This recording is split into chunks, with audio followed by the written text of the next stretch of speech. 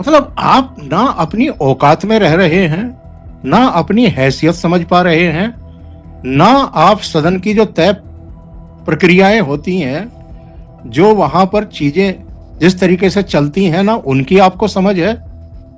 बाकी तो छोड़ दीजिए, जो मुद्दे आप उठाते हैं उन मुद्दों का आपके खानदान के ही पूर्ववर्ती प्रधानमंत्रियों की सेहत पर क्या असर पड़ने वाला है, उनकी इज्जत, उनकी टोपी कैसे उछलने वाली है, आपको इसका भी पता नहीं है।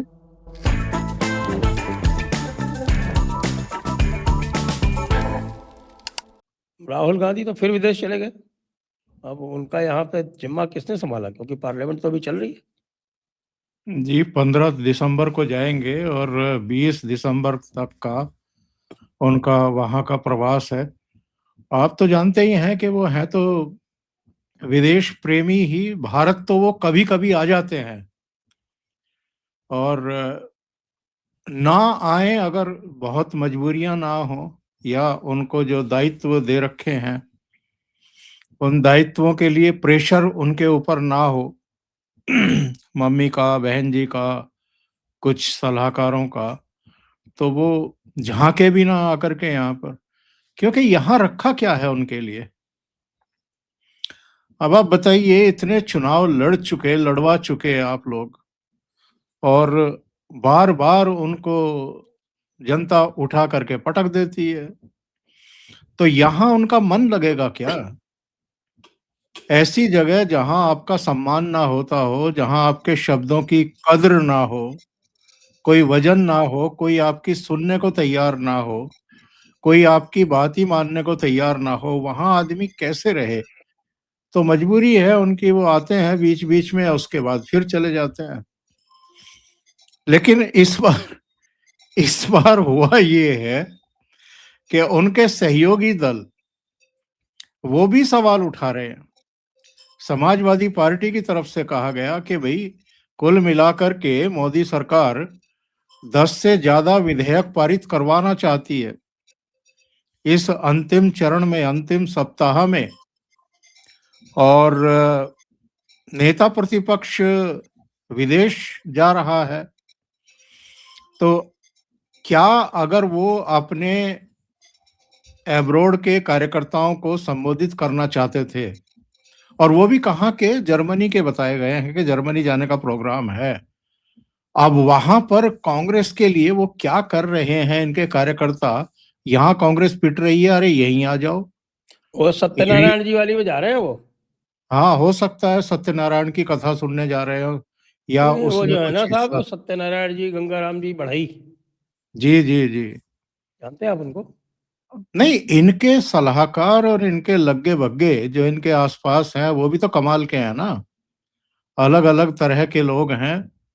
और सर वो आप इन, उनके गुरुजी को नहीं समझ पा रहे, सेम पित्रोदरा को नहीं सत्यनारायण गंगाराम बढ़ई। नहीं, मैं समझ गया। और मैं ये भी जानता हूं कि संजय दीक्षित ही उनको बढ़ई बताते हैं। हाँ, मैं इसीलिए कह मैं रहा नहीं कि बताता, राहुल बा- गांधी ने बताया। मैं तो केवल राहुल गांधी की बात को फॉलो करता हूँ साहब, बहुत आदर करता हूँ मैं राहुल गांधी का। बाकी बाकी जितने भी हम लोग हैं, हम लोग ऐसे ही काम चला लेते हैं, हुआ तो हुआ बता करके, या इस तरह की बातें करके। लेकिन पूरी परिभाषा और पूरा जो उनका सही नाम है वो तो संजय जी बताते हैं। तो बहरहाल, ये अब उनके सहयोगियों ने कहना शुरू किया है कि भाई, और ममता बनर्जी ने फिर क्या गलत कहा था कि ये आधे से ज्यादा समय तो विदेशों में ही रहते हैं।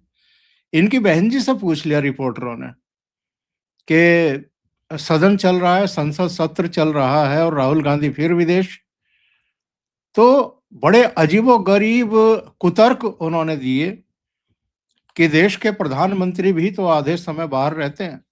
और लीजिए, देश के प्रधानमंत्री कोई मतलब सरकारी प्रधानमंत्री सरकारी कार्यक्रम से जाते हैं या कि मौज एक करने एक जाते हैं?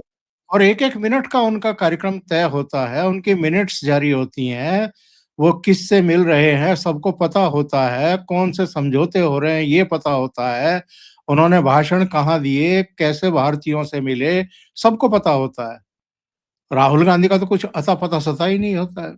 ये भी 20 तारीख तक का कार्यक्रम आया है, और उसके बाद फिर वो क्रिसमस मनाएंगे, न्यू ईयर्स मनाएंगे। हाँ बिल्कुल। उसका नहीं अभी वो बताया नहीं है। मैं और उनको और मैडम विंची का भी तो प्रोग्राम जारी होना चाहिए। ऐसे क्या है, अपना अपना अकेले अकेले प्रोग्राम जारी कर लेते हैं और जुआनिता विंची जी का प्रोग्राम नहीं बताते। तो व्यक्तिगत आजादी है, उनको उनको आजाद कर देना चाहिए।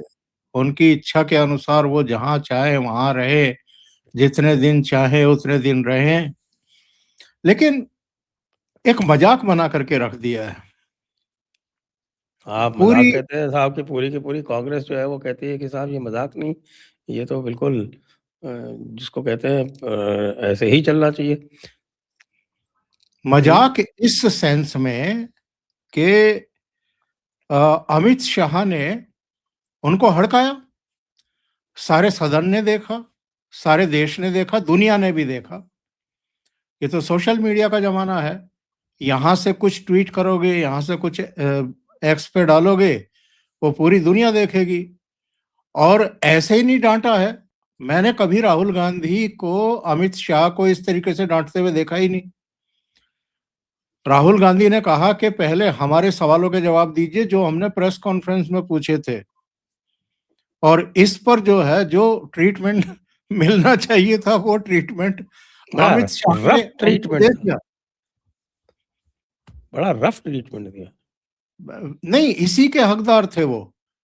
Who are you? आप कौन होते हैं भाई उनको ये आदेश देने वाले कि पहले आप हमारे सवालों का जवाब दीजिए, उसके बाद आगे बढ़िए आप? मतलब आप ना अपनी औकात में रह रहे हैं, ना अपनी हैसियत समझ पा रहे हैं, ना आप सदन की जो तय प्रक्रियाएं होती हैं, जो वहां पर चीजें जिस तरीके से चलती हैं ना उनकी आपको समझ है। बाकी तो छोड़ दीजिए, जो मुद्दे आप उठाते हैं उन मुद्दों का आपके खानदान के ही पूर्ववर्ती प्रधानमंत्रियों की सेहत पर क्या असर पड़ने वाला है, उनकी इज्जत, उनकी टोपी कैसे उछलने वाली है, आपको इसका भी पता नहीं है। अब मुझे बताइए साहब, नेहरू जिस तरह से प्रधानमंत्री बने थे, अगर ये इस तरह की बातें ना करते वोट चोरी की, तो क्या ये सारी चीजें फिर से देश के सामने रखी जाती? कोई जरूरत नहीं थी। लेकिन एक मौका दे दिया सत्ता पक्ष को।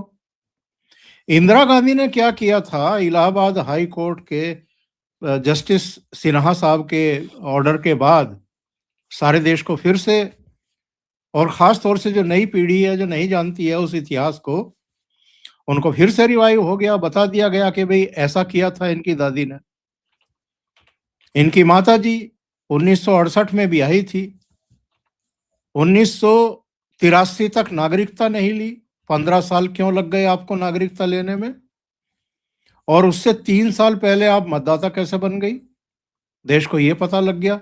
तो मुझे तो कई बार लगता है कि ये एक्चुअल में या तो इनके सलाहकार कुछ ऐसे हैं जो पूरी तरीके से गांधी नेहरू परिवार की दबी छिपी जितनी भी परतें हैं उनको उधड़वा रहे हैं, देश के सामने ला करके उनको निवस्त्र करने में लगे हुए हैं, या इनको ही इतनी समझ नहीं है कि इनके जो सलाहकार पॉइंट बना करके दे रहे हैं कि अब इस विषय को आप आगे बढ़ाइए, अब इसको आगे लेकर जाइए, तो इतनी अकल ही नहीं है कि ये उसमें समझ पाए कि इसके प्रभाव क्या हो सकते हैं। और जब आप इनको तूल देंगे और सदन में ये मसले उठेंगे, तो सत्ता पक्ष की अपनी कैपेसिटी कितनी जबरदस्त है कि वो इसी में आपको धो धो करके मारना शुरू कर देंगे। और ये बार बार हो रहा है।